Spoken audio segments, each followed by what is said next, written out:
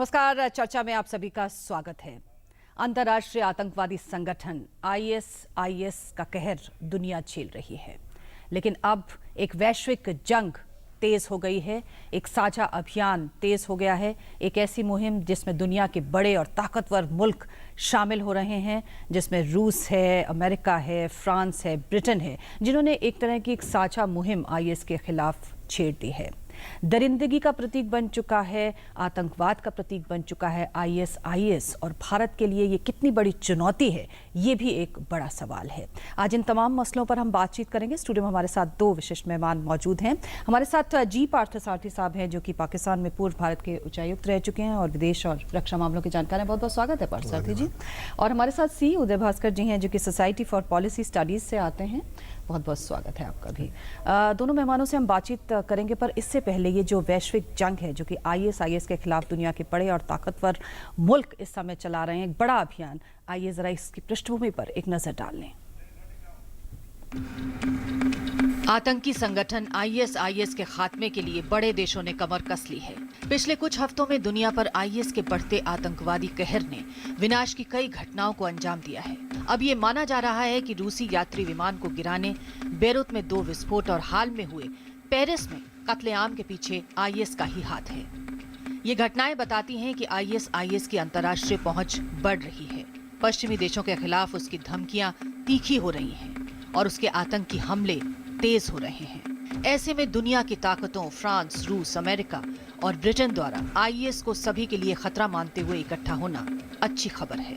संभवतः ऐसा पहली बार हुआ है कि दूसरे विश्व युद्ध के बाद रूस और फ्रांस ने सीरिया में आईएस के खिलाफ साझा सैनिक गठबंधन किया है। ब्रिटेन ने भी फ्रांस के साथ मिलकर सीरिया में बड़ी कार्रवाई की है। फ्रांस के राष्ट्रपति ने आईएस के खात्मे की कसम खाई है और रक्षा बजट में और कटौती न करने का ऐलान किया है। इसके मद्देनजर यूरोपीय संघ ने भी मौजूदा स्थिति को देखते हुए अपनी आर्थिक नीति के नियम में ढील के संकेत दिए हैं। रूस के यात्री विमान को आईएस द्वारा बम से मार गिराने की घटना की पुष्टि होने के बाद रूस ने आईएस के खिलाफ आक्रामक रुख अपनाते हुए आईएस के गढ़ रक्का पर बमबारी की है। अमेरिका ने फ्रांस की मदद के लिए मध्य पूर्व में तैनाती के लिए अपना विमान वाहक पोत रवाना कर दिया है। 2016 में अमेरिका की धरती पर 10,000 सीरियाई नागरिकों के पुनर्वास को निलंबित करने के लिए विपक्ष राष्ट्रपति ओबामा पर दबाव डाल रहा है। आधे से ज्यादा अमेरिकी राज्यों ने सीरियाई शरणार्थियों को शरण देने से इनकार कर दिया है। इधर भारत ने राज्यों को परामर्श भेजकर कहा है कि इस्लामिक स्टेट का खतरा बढ़ रहा है, जिसके तहत आईएस अपने गढ़ सीरिया और इराक से अलग देशों को निशाना बनाने की फिराक में है। गृह मंत्रालय का मानना है कि आईएस बहुत से युवकों को कट्टरपंथ की ओर आकर्षित कर रहा है। केंद्रीय गृह मंत्री की चीन यात्रा के दौरान भारत और चीन आईएस की बढ़ती चुनौती के मद्देनजर क्षेत्रीय सुरक्षा, आतंकवाद और साइबर आतंकवाद का खाका तैयार करेंगे।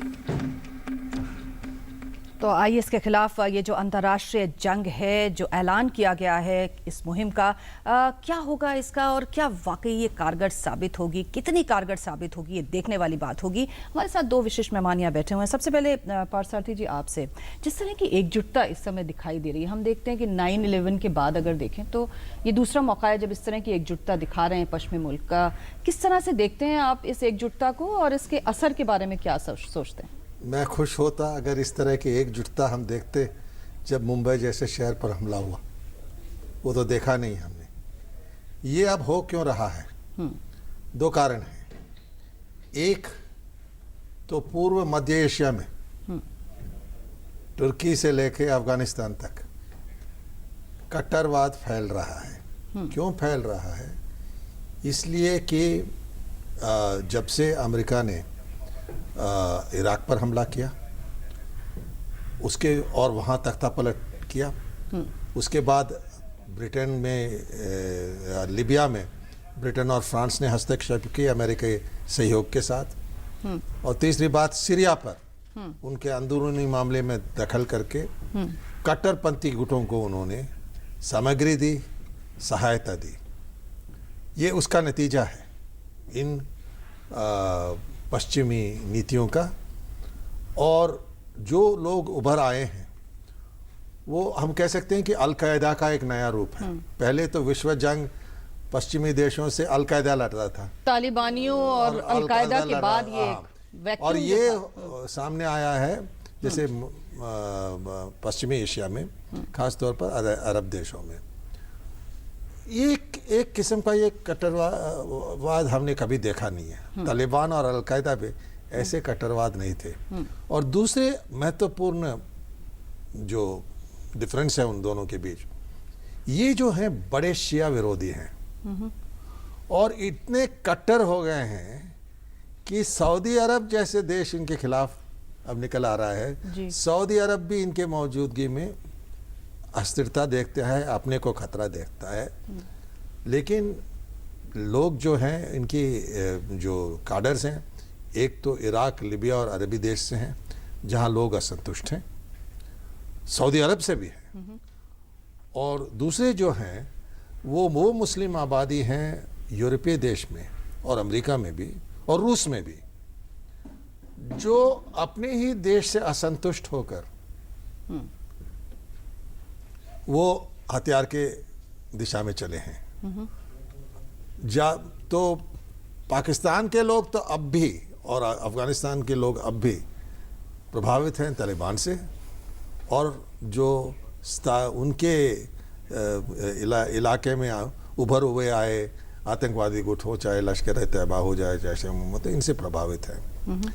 अब तक ये हमें पहुंचा नहीं है। एक मुख्य कारण ये है कि पश्चिमी एशिया और हमारे बीच ईरान खड़ा है, और इनका ये जो है शियाओं को काफिर मानते हैं और शियाओं का उस तरह से कत्ल करते हैं जो दूसरे जो गैर इस्लामी हो। तो ईरान इनका सबसे कड़ा मुकाबला कर रहा है, और खुशकिस्मती की बात है अमेरिका के लिए कि अब उन्होंने ईरान के साथ दोस्ती बना ली है। सी उदय भास्कर जी हमारे साथ हैं। उदय भास्कर जी, जिस तरह से पार्थसारथी जी अभी कह रहे थे कि ये जो वैश्विक एकजुटता है, अगर हम मुंबई के हमलों के बाद देखते तो वो कह रहे हैं ज़्यादा खुश होते। लेकिन सवाल ये बात तो अपनी जगह आपने कही, लेकिन इससे अलग अगर हट के हम देखें, जिस तरह के कत्लेआम, जिस तरह की दरिंदगी, जिस तरह का आतंक फैल रहा है इस समय दुनिया, और हम देख रहे हैं उसकी पहुंच बढ़ती जा रही है, क्या आप मानते हैं कि ये वैश्विक जंग एक असली जंग है और ये मुकाबला करेगी ISIS का? इसको मैं एक चुनौती की तरह देखता हूँ, क्योंकि जिस प्रकार से हमने जंग की बात की है, अगर पारंपरिक रूप से देखें तो जंग जो होगा वो किसी दो बड़े शक्तिशाली देशों के बीच में होगा, और हमने दूसरा महायुद्ध का अगर उदाहरण लें तो वो एक ट्रेडिशनल जंग जैसे था। पर अभी जिस प्रकार से खास सितंबर 2001 के बाद जो भी हम लहर देख रहे हैं, बार बार हम कहते थे कि ये गैर राष्ट्र गुट है जब हम इस प्रकार की जिहादी या इस्लामिस्ट लहर की हम बात करते थे। और जैसे पार्था साहब ने कहा है, इसका एक उदाहरण मुंबई था। और जहाँ तक ये चुनौती है और ये कहाँ तक वैश्विक है, ग्लोबल है, मैं कहूँगा कि इस वक्त इसकी जो रूपरेखा है ये आम तौर पे US लेड, यानी कि अमेरिका ने इसकी नेतृत्व में पश्चिमी यूरोप के देशों के साथ उन्होंने अपना एक पहल किया था मिस्र में। और विडंबना यह है कि रूस और ईरान ने इनके खिलाफ सीरिया के संदर्भ में उन्होंने राष्ट्रपति असाद का उन्होंने समर्थन किया है। ये पहली बार है कि पेरिस के घटना के बाद लगता है कि रूस और अमेरिका के बीच में एक प्रकार की सहमति हो सकती है, पर अभी मैं कहूँगा कि ये पूरा इनके बीच में ये तालमेल हुआ नहीं है। पर खास हमारे लिए अगर हम कहें कि ये कितना बड़ा चुनौती है, मैं विश्लेषक के दृष्टिकोण से कहूँगा कि ये काफ़ी चिंताजनक है, और इसे मैं खास IS के साथ नहीं उतना की जितना मैं विचारधारा के साथ जोड़ता हूँ। और ये जो विचारधारा है, अगर हम इसको बारीकी तरीके से देखें तो मैं कहूँगा कि इसकी जो जड़ है या जो बीज थे, ये सन 1980 की बात है, जबकि भूतपूर्व सोवियत यूनियन ने अफगानिस्तान में आक्रमण किया था। और उस वक्त यही देश, यानी कि अमेरिका के नेतृत्व में Saudi Arabia, Pakistan, UAE, United Arab emirate वगैरह मिलके इन्होंने अफगान के जो जंग में शीत युद्ध के समय पे इन्होंने शुरुआत किया था, ये मुजाहिदीन को उन्होंने बनाया था।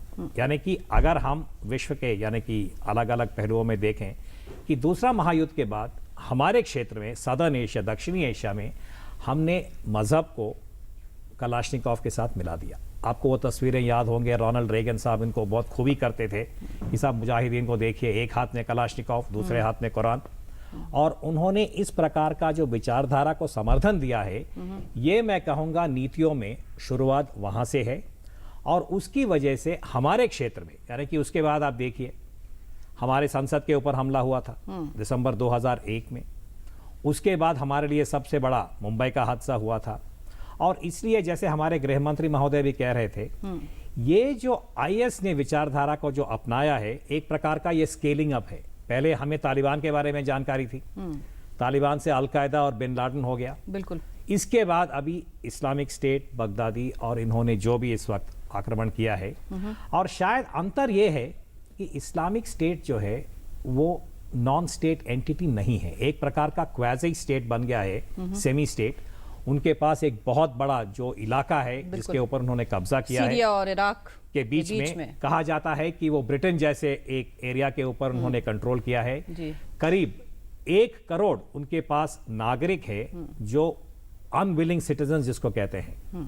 उनके पास तेल का भंडार है और उन्होंने पूरा साइबर का, यानी कि आधुनिकता का जो उन्होंने प्रयोग किया है साइबर स्पेस में, सोशल मीडिया, और अभी कहा जा रहा है कि वो फेसबुक और ट्विटर से भी आगे बढ़ गए हैं। और इन्होंने कई प्रकार के नौजवानों को आकर्षित करके अपने तरफ ये खींच पाए हैं। इसी बात पे मैं आ रही थी। इनफैक्ट पार्थसारथी जी, जिस तरह से गृह मंत्रालय ने भी जो परामर्श जारी किया उसमें वो साफ कह रहे हैं कि जो कट्टरपंथ है उसकी तरफ युवाओं को आकर्षित करने का, रिझाने का, और वो साइबर स्पेस के माध्यम से, ये एक बहुत बड़ी चिंता है भारत की तरफ से। आपको ये कितनी वास्तविक लग रही है? और इसका ये हुआ कैसे फैलाव? इसलिए कि जो पूर्व जो अमेरिका और यूरोपीय संघ के जो सदस्य हैं, उनके जो नागरिक हैं, मुस्लिम नागरिक हैं, जिनके परिवार पश्चिमी एशिया से वहाँ आकर बसे, वहाँ उन्होंने आधुनिक शिक्षा पाई, इंफॉर्मेशन टेक्नोलॉजी पर वो स्पेशलाइज करने लगे। और यही लोग हैं जो इनको साइबर टेक्नोलॉजी वगैरह दे रहे हैं, साइबर पावर दे रहे हैं। क्योंकि जो इनके जो असली लीडरशिप है वो तो बिल्कुल रेगिस्तान के इलाके से हैं और ज़्यादा पढ़ा लिखा नहीं है। लेकिन जिन लोगों को उन्होंने शामिल किया है, जो लोग एक किस्म से नाखुश थे अपने बसे हुए देशों में, चाहे वो फ्रांस हो, चाहे जर्मनी हो, चाहे इटली हो, वहाँ के जो युवक मुसलमान लड़के फेसबुक और सोशल मीडिया का उपयोग करने लगे, जिन्होंने उसका ताकत समझा, बल समझा, वो ही हैं जो इनको ये क्षमता दे रहे हैं। और इसीलिए जो पश्चिमी देश हैं वो घबराए हुए हैं, क्योंकि ये उनके पूर्व नागरिक हैं, शिक्षा पाई है विज्ञान में वो इन्हीं देशों से, और इससे उन्होंने सीखा है और उपयोग किया। बड़े जैसे कि उदय भास्कर जी कह रहे थे, बड़े सोच समझकर और बड़े एक्सपर्टीज के साथ उन्होंने इस्तेमाल किया है।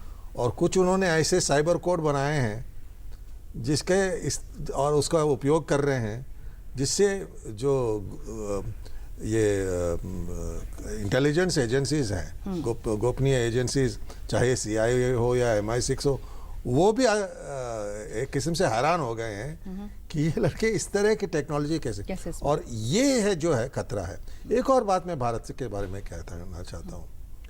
ISIS ने जानता है कि जब तक ईरान रास्ते में रहे मुश्किल है। दूसरी बात यह है, उन्होंने भारत पर को ज़रूर निशाना बनाया है। उनका कहना है कि इस्लामी निज़ाम वो खुरासान में भी बनाएंगे। खुरासान तो हमारे उपमहाद्वीप है, पुराने ऐतिहासिक इस्लामी इतिहास में अपने उपमहाद्वीप है, तो ज़रूर उनका नज़र यहाँ है। लेकिन मैं समझता हूँ अभी प्राथमिकता नहीं है। और हमें ये देखना चाहिए और मैं कि हमारे युवा नौजवान इससे प्रभावित ना हो। जी उदय भास्कर जी जैसे कह रहे हैं कि वो निशाना उस तरह से नहीं है, मतलब नज़र उस तरह से नहीं है उस पे, हिंदुस्तान पे, लेकिन कितनी बड़ी चुनौती पेश कर सकता है। जैसे कि ये कहा जा रहा है कि दुनिया के लिए चुनौती, और जाहिर है हिंदुस्तान, भारत भी उसी का एक हिस्सा है। चुनौती तो है, लेकिन अगर भारत के परिप्रेक्ष्य में बात करें, कितनी बड़ी चुनौती है जिसके बारे में हमें विचार। मैं इसे एक काफ़ी बड़ा चुनौती मानता हूँ। मैं दोबारा उसी बात को जोड़ना चाहता हूं कि जहां तक आईएस की बात है, उन्होंने ज़रूर दक्षिणी एशिया के ऊपर अपना नज़र रखा है। और जैसे पार्था साहब बता रहे थे, खुरासान हो या इस वक्त पाकिस्तान में उन्होंने अपना एक एफिलिएट है, यानी कि इस्लामिक स्टेट का एक प्रकार का रिप्रेजेंटेटिव या एक गुट पाकिस्तान में इस वक्त मौजूद है। और ये समय की बात है। और जिस प्रकार से हम देख रहे हैं जो नक्शा बन रहा है आईएस के आधारित, और उन्होंने जिस प्रकार से एक प्रकार की लीडरशिप की भूमिका उन्होंने अपनाया है पूरे विश्व में, यानी कि अफ्रीका से लेके मिस्र से लेके एशिया के महाद्वीप में कई सारे ऐसे लोकल या डोमेस्टिक जो गुट हैं अपने आप को आईएस के साथ जोड़ना चाहते हैं। और उन्होंने उसकी नेतृत्व को स्वीकार भी किया है। साइबर के उनके ऊपर कई प्रकार के ऐलान आते हैं। तो हमारे लिए जो चुनौती है इस वक्त शायद वो खतरा नहीं बना है, पर चुनौती ये है कि अगर आप पिछले साल का समीक्षा करें, चाहे हमारे बेंगलुरु में जो इंजीनियर था, जो कि बंगाल का एक लड़का, वो यहाँ बैठ के इस्लामिक स्टेट के लिए वो सॉफ्टवेयर बना रहे थे भाई साहब। आप दूसरा देखिए, एक महिला थी जो कि यूएई से हैदराबाद में उनका लिंकेज था परिवार का, वो भी आईएस का जो विचारधारा है उसको वो समर्थन दे रही थी। तो मेरा कहने का मतलब ये है कि जब हम इस प्रकार का विचारधारा और उसकी जो सफलता जब हम जानते हैं, तो ये स्वाभाविक है कि भारत में भी और इस प्रकार के जो डिसअफेक्टेड ग्रुप्स जो होते हैं उनको इस मार्ग पे लेना इतना कठिन नहीं है, असंभव नहीं है। और इसलिए हमारे देश में चाहे खुफिया एजेंसी या हमारे समाज में इस प्रकार की एक सेंसिटाइजेशन या जानकारी की सख्त जरूरत है। और मुझे लगता है कि राजनाथ जी उसी दिशा में इशारा कर रहे थे, क्योंकि इसको सामना करने के लिए अभी ये हमले की बात नहीं है, परंतु आप किस प्रकार का प्रिवेंशन कर सकते हैं। बिल्कुल यही चुनौती इस वक्त फ्रांस में है, क्योंकि आप पेरिस का आज का जो घटना हुआ है, आज सवेरे एक काफी बड़ा ऑपरेशन हुआ था जिसमें 3 लोग मारे भी गए हैं। और जो लिंकेजेस हैं ये फ्रांस के नागरिकों के ऊपर हो रहा है और साथ साथ बेल्जियम, यानी कि ये पूरा फैल गया है। तो इसलिए हर एक हुकूमत को और हर एक समाज को अपनी अपनी फायर वॉल बनाना बहुत ज़रूरी है। जी, जिस तरह से अगर बात करें, अभी गृह मंत्री का दौरा हो रहा है चीन का, और जिस तरह की खबर आई थी कि ख़ासतौर से आईएस की चुनौती को देखते हुए चीन के साथ में जो क्षेत्रीय सुरक्षा है और इसके ऊपर भी एक खाका तैयार किया जाएगा, किस प्रकार से भारत और चीन खास तौर से इस चुनौती के मद्देनजर मिलकर कुछ कर सकते हैं? चीन के लिए ये हमसे बड़ा चुनौती होगा। बिल्कुल, इसलिए कि जो असंतुष्टता जिनजियांग में है, बिल्कुल उनका जो प्रदेश है जिनजियांग प्रदेश में बहुत असंतुष्टता है। इसलिए कि हमारे यहाँ स्वाभाविक है कि हमारे मुसलमान भाई अपने रिवाज रखते हैं, अपने कुरान पढ़ते हैं, मस्जिद जाते हैं, ईद मनाते हैं और रमज़ान मनाते हैं। इन सब चीज़ के लिए अनुमति नहीं वहाँ चीन में, बहुत दबा के रखा है सिंजियांग में। चीन का ख्याल अब तक ये रहा है अगर पाकिस्तान से दोस्ती रखें तो उन पर यह असर नहीं पड़ेगा। और पाकिस्तान उनको ये आश्वासन देता आया है कि अगर तालिबान भी आए तो हम सिंचियांग पर उसका कोई असर नहीं होना देंगे। मेरे ख्याल में किसी जो चीनी विशेषज्ञों से मैंने बात की है, उन्होंने इसके बारे में चिंता व्यक्त किया है, क्योंकि हमारे यहाँ ऐसे कोई असंतुष्ट लोग नहीं जो कहते हैं हमको यहाँ रमज़ान मनाने का इजाज़त नहीं, हमें यहाँ ईद के त्यौहार को मनाने का इजाज़त नहीं, हमारे महिलाओं को बुर्का पहने हुए बस में जाने का कोई रुकावट नहीं, जो सिंचियांग तो असंतुष्टता वहाँ है। और उनको तुर्की के जो मुस्लिम समुदाय है उनसे समर्थन मिलता है, क्योंकि एक ही नस्ल के हैं वो। तो देखना पड़ेगा कि चीन को ये इसका सामना कैसे करते हैं। जी, मैं ये जोड़ना चाहता हूँ चीन के संदर्भ में, अगर भारत चीन के साथ किसी प्रकार का अगर बातचीत करना है जो कि काफ़ी मूल्य होगा, तो मैं कहूँगा कि पाकिस्तान की जो भूमिका है, दहशतगर्दी को समर्थन देना, विचारधारा को समर्थन देना और एक प्रकार का स्टेट पॉलिसी जो पाकिस्तान ने बनाया है, हमने कई बार इसी स्टूडियो में आपके साथ भी कहा है कि इस विचारधारा को अगर सही प्रकार से सिकुड़ना है और संभालना है तो जड़ जो है सऊदी अरेबिया में है और पाकिस्तान में है। जब तक राजनीतिक लेवल पे पाकिस्तान के हुकूमत अर्थात रावलपिंडी और जनरल राहील शरीफ और पाकिस्तान के जो फौज के योजक हैं और सऊदी अरेबिया के जो नरेश हैं और उन्होंने जिस प्रकार से ये वहाबी सलाफी गुटों नहीं पर विचारधारा को जो समर्थन दिया है, इतना कि यूरोप में भी उनका प्रभाव है। मुझे लगता है कि जब तक हम इस प्रकार के ठोस कदम नहीं लेंगे, ये टैक्टिकल लेवल पे आप कोऑपरेशन कर सकते हैं, आईएस के ऊपर आप हमला कर दीजिए। राका जो है इनका जो कहा जाता है कि राजधानी है, सबसे पहले अमेरिका ने उनके ऊपर बॉम्ब छोड़ दिया, फिर उसके बाद रूस ने भी वहां पे बमबारी कर दी, अभी फ्रांस भी कर रहा है। परंतु विचारधारा की जब बात होती है, आपको सऊदी अरेबिया तथा पाकिस्तान और जो रणनीति इन्होंने बनाया है कि इस प्रकार के गुटों को समर्थन देंगे, इसमें सब शामिल हैं। ये नहीं है कि मान लीजिए कि कतार ने नहीं किया है या यूएई ने नहीं किया है या फ्रांस ने नहीं किया है, क्योंकि सीरिया के मसले में बिल्कुल सारे शक्तिशाली देशों ने अलग अलग गुटों को या अलग अलग पक्षों को समर्थन देके इन्होंने इस पूरे माहौल को और बिगाड़ दिया। जी अच्छा, जो शरणार्थियों की समस्या एक बहुत बड़ी, अमेरिका के आधे से ज़्यादा स्टेट्स कह रहे हैं कि हम शरणार्थियों को आने नहीं देंगे। ये जो शरणार्थियों का मुद्दा है, आपको क्या लगता है? और जिस तरह से पकड़े भी गए हैं लिंक्स इनके जरिए, किस प्रकार से कैसे कहते हैं, जैसे करनी वैसे धरनी, उनको सहना पड़ेगा जो गलतियां उन्होंने की। सीरिया के सरकार पर तख्ता पलट करने का नीति अपनाया अमेरिका, सऊदी अरब, कतर, टर्की और फ्रांस और ब्रिटेन ने। जो भी अच्छा, उसका नतीजा क्या निकला? गृह युद्ध। गृह युद्ध इतना घमासान हुआ कि लाखों के तादाद में सीरियाई नागरिक देश को छोड़ के भागने लगे। कई शरणार्थी शिविर में हैं, चाहे टर्की हो चाहे जॉर्डन हो, और कई ने देखा कि उनके लिए भविष्य है क्या, जिंदगी भर कोई शरणार्थी इसमें काटने के लिए। तो देखने लगे जो मेडिटेरेनियन सागर है उसके जरिए ग्रीस पहुंचे, ग्रीस से यूरोप। तो जैसे कि मैंने कहा, for every action there is a reaction. जो इन्होंने किया उसका नतीजा यही है कि एक तख्ता पलट करने, पहले आपने सद्दाम को निकाला। अच्छा, जितने भी सुन्नी वहां थे सब सेक्युलर थे, सब धर्मनिरपेक्ष थे। उन्होंने कट्टरवाद अपनाया पश्चिमी इराक में, वहां से फैला सीरिया में। अब ये सब किसने किया? ये सब पश्चिमी देशों ने।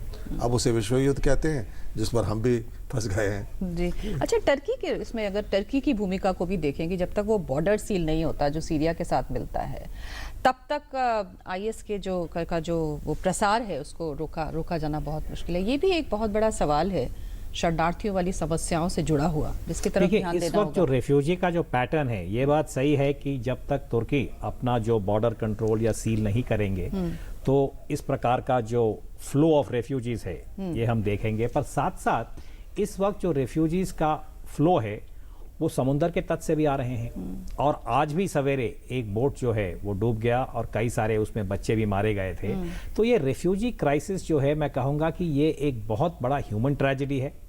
और इसमें तुर्की जैसे जो देश हैं, इन्होंने जो पॉलिसी अपनाया था सीरिया के संदर्भ में, एक प्रकार से उन्होंने भी इसको और एग्रेवेट किया है सिचुएशन को। और दोबारा मैं कहूँगा कि G20 में हमने जो हल्का सा ये एक झलक देखा था कि ये राजनीतिक सहमति जो है, इसके अलग अलग पटरियों की जरूरत है जब हम पॉलिसी की बात करते हैं। एक होगा मिलिट्री वाला, जो इस वक्त आप आईएस के खिलाफ कर सकते हैं, पर साथ साथ इसकी जो ह्यूमैनिटेरियन डायमेंशन है, क्योंकि ये दहशतगर्दी को पूरा रेफ्यूजी के साथ जोड़ने से मेरे ख्याल से ये सिचुएशन जो है वो और अस्थिरता की तरफ बढ़ सकता है। जी, तो दुनिया एक अस्थिरता के दौर से इस समय गुजर रही है, ये कह सकते हैं हम? दुनिया शायद नहीं कहूँगा, लेकिन पश्चिमी एशिया ज़रूर, सारी इस्लामी जगत, पाकिस्तान से लेके तुर्की और मोरक्को तक अस्थिरता वहाँ फैल रहा है। और इसका नतीजा यूरोप पर पड़ रहा है। जिसने शुरू किया, जिन्होंने इस पर इन नीतियों का अपनाया, उसका अब नतीजा वो भी पा रहे हैं। लेकिन इससे हमें कुछ संतुष्टता नहीं पानी चाहिए।